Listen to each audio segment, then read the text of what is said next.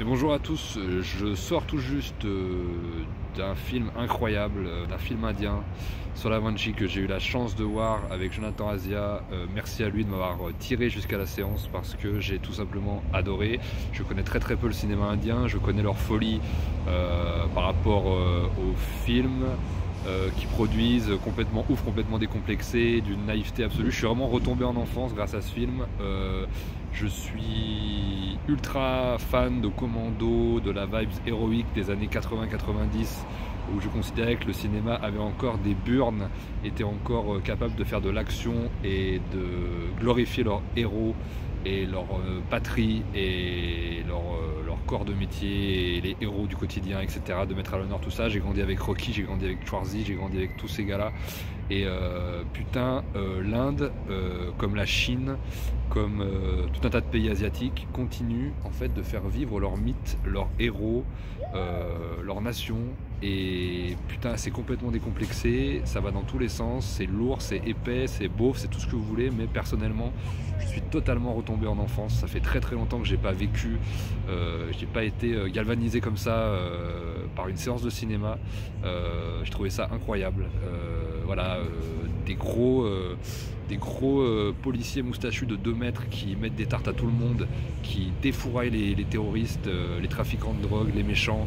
C'est-à-dire que les Indiens, en gros, ce que j'ai compris, c'est qu'ils ont un commando avec Schwarzy, mais tous les jours en fait. Et moi je suis fan de toute cette vibes là. J'en parlais avec Jonathan justement, on a fait un restaurant indien avant d'aller voir le film. Et j'ai passé tout le repas en fait à regretter toute cette époque où on faisait des films héroïques, d'action, de vidéoclub, avec Steven Seagal, Lorenzo Lamas et tous ces acteurs de série Z, de série B, mais qui nous faisaient kiffer quand on était petits, les Hulk Hogan, voilà, toute la réminiscence en fait du monde traditionnel d'avant, mis en boîte de manière hyper superficielle dans les années 80-90, mais qui étaient vraiment les derniers témoignages de toute cette époque-là, de toute cette époque où on glorifiait les héros, qui s'est complètement, enfin pas complètement, mais qui s'est quasiment arrêté dans les années 2000 et encore pire dans 2010, et là dans les années 2020 ça va être une catastrophe parce que ça va complètement s'arrêter. Mais le reste du monde en fait, hormis la France et une partie de l'Occident, le reste du monde est resté les pieds en fait dans le monde traditionnel, mais en ayant quand même une modernité et un œil optimiste vers l'avenir, ce que nous n'avons absolument plus. Nous n'avons plus du tout les connexions à nos racines tradies, et on est complètement pessimiste au niveau de l'avenir, alors qu'en fait en Asie, dans des pays comme l'Inde, etc., dans ce que je viens de voir dans ce film là, c'est totalement l'inverse. C'est-à-dire qu'en fait ils ont les pieds dans leur tradition bien ancrés, et ils sont hyper optimistes pour attaquer l'avenir. Et je pense que putain, je regrette de pas connaître ça en Europe, en France, d'avoir des films comme ça, des films d'action avec des héros où les méchants sont punis, où il n'y a pas 36 mecs qui se posent des questions sur le bien, le mal, est-ce que je suis une merde, est-ce que je suis fort. Non, il y a les gentils, les méchants. Je sais que c'est hyper comment dire, c'est hyper simple, mais c'est hyper utile depuis la nuit des temps en fait, ce genre de récit héroïque, ce genre de choses. Moi personnellement j'étais comme un enfant, j'avais l'impression de retourner dans les années 80-90 quand j'étais petit et que j'allais voir des héros de films d'action au cinéma. Voilà, les mecs, en plus de ça, que dire, ils sont fiers de leur religion, de leur pays, de leur nation, de ce qu'ils sont, de leur corps de métier, de leurs flics, de leurs armées, et ils punissent les méchants. Et je sais que ça peut paraître très con et très enfantin dans le monde d'aujourd'hui, mais ça nous manque cruellement, et ce genre de film nous manque cruellement. Et voilà, il y a tellement de choses. Alors évidemment, voilà, il y a toutes les scènes traditionnelles, les scènes chantées, les scènes de danse, les scènes humoristiques, des scènes complètement what the fuck, à base de drame, des trucs complètement politiquement incorrects dans certains pays, notamment en Occident. Mais putain, qu'est-ce que ça fait du bien, qu'est-ce que ça libère, et putain, je veux dire, c'est un petit peu aussi le but de l'art, c'est de créer une catharsis et de nous expulser un petit peu nos bas instincts, et en même temps de faire vivre nos hauts instincts aussi, c'est-à-dire faire sortir ce qu'il y a de bon en nous, et faire sortir un petit peu la rage aussi qu'on peut ressentir. Donc je pense que ces films sont très utiles. Merci à Jonathan, merci au cinéma indien. Je vais essayer de m'en taper d'autres. Je m'étais déjà cogné Singham, qu'on retrouve également dans le film. Voilà, c'est une espèce d'univers. En fait, c'est l'univers de flics antiterroristes. Voilà.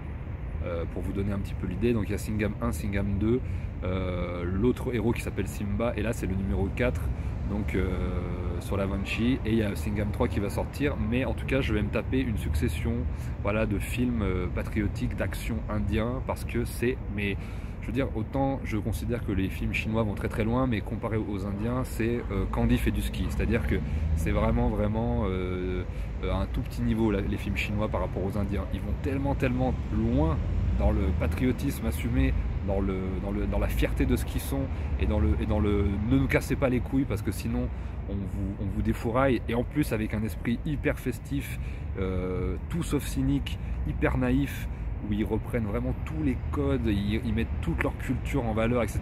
Je pense que tous les pays du monde devraient faire ça, devraient avoir ça, quelles que soient les idées politiques, les idéaux, les religions, etc.